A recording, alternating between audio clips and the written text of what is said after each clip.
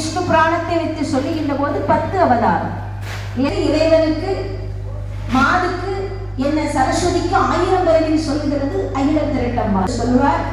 நாதம் உரையார்க்கு நப்பிரவிகளே மா காண்ட பாடல் திருநடன உலா.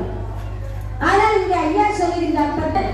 அதனால கவலை வேண்டாம், நீ பிள்ளை வரம் வேண்டும்.